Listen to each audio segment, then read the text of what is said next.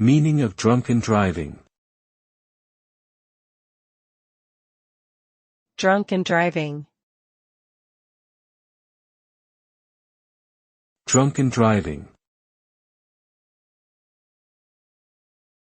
Drunken driving. Drunken driving. Drunken driving, also known as drink driving or driving under the influence, DUI, refers to the act of operating a vehicle while under the influence of alcohol or other mind-altering substances. This is a serious offense, as it can result in impaired judgment, slowed reaction times, and decreased coordination, which can lead to accidents and fatalities.